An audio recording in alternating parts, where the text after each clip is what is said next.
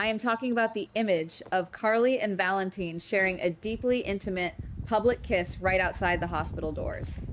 At first, it didn't seem important.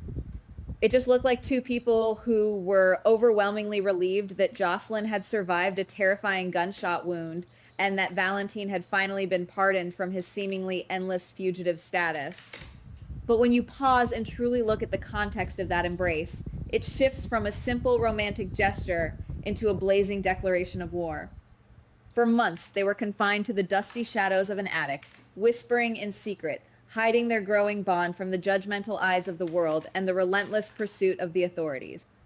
Now, they are standing in the harsh, unforgiving daylight, completely unbothered by who might be watching them. I couldn't stop thinking about it. Why now? Why so publicly? Valentin is a man who has spent his entire existence calculating every single move, anticipating every trap, and living always one step ahead of total ruin.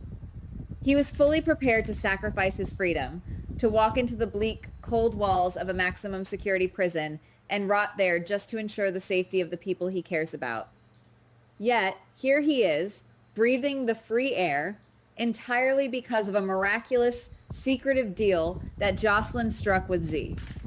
Valentin has been given the ultimate second chance, a literal blank slate, and he is choosing to spend it standing openly beside Carly.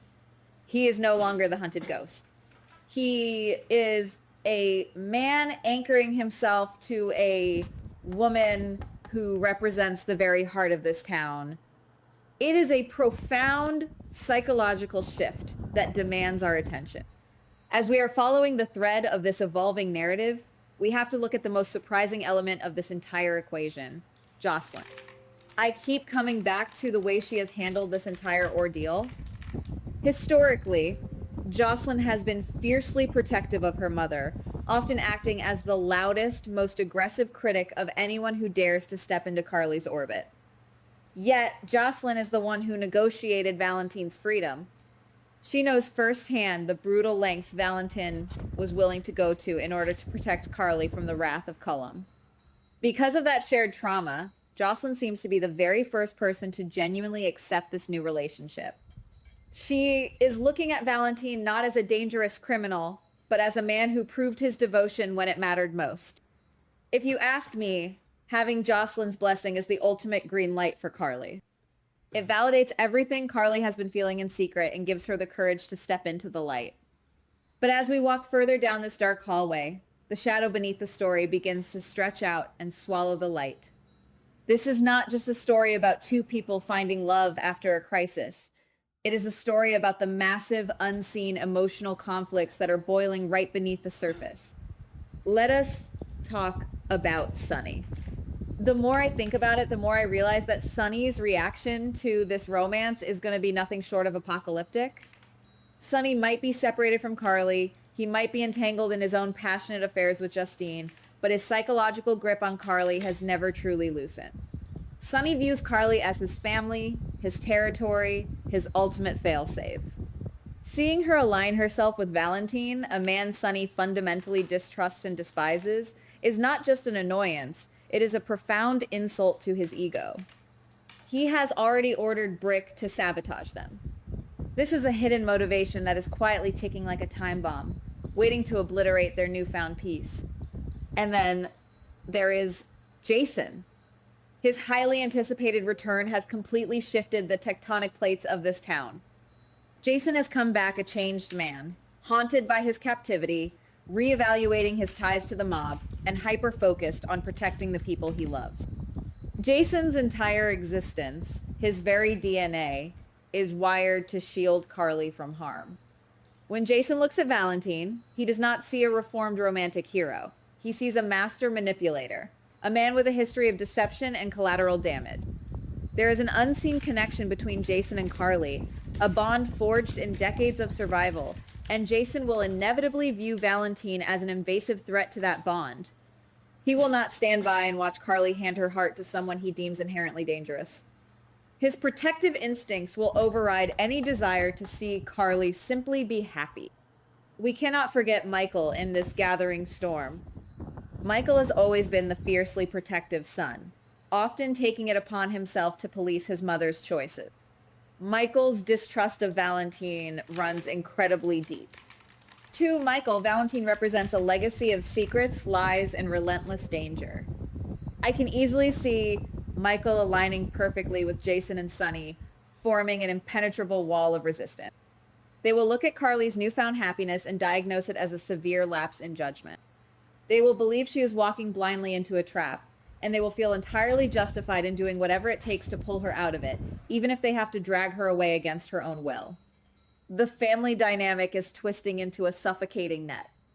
However, the darkest and most unpredictable shadow in this entire narrative belongs to Anna. Maybe there's another layer here that is far more sinister than simple jealousy. Anna has returned, but she did not return alone.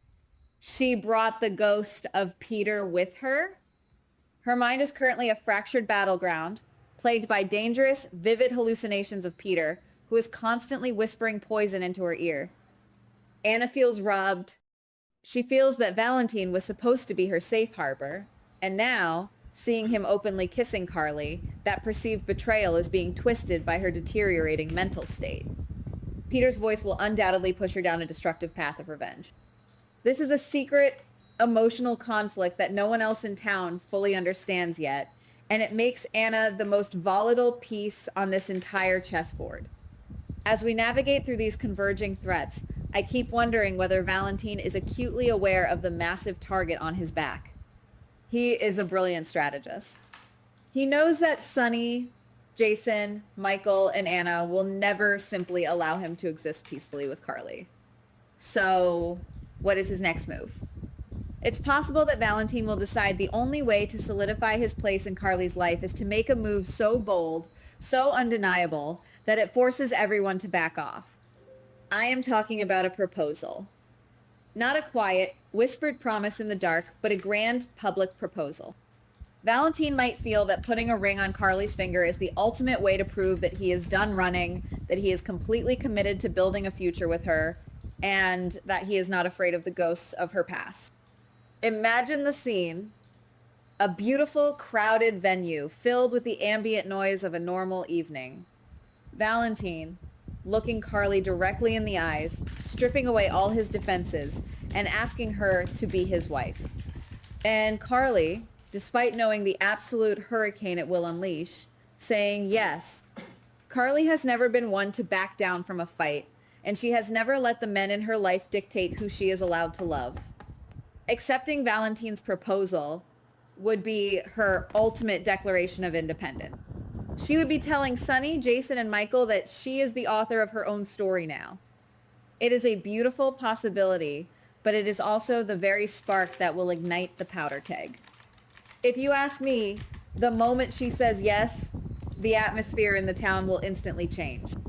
It doesn't seem accidental that all these powerful, dangerous characters are currently circling each other, just waiting for a reason to strike. The news of the engagement will spread through the town like a shockwave. You can almost feel the growing tension, the suffocating unease, as the whispers reach the ears of those who fiercely oppose them. The air will grow thick. You will feel that something massive and uncontrollable is hurtling toward our couple.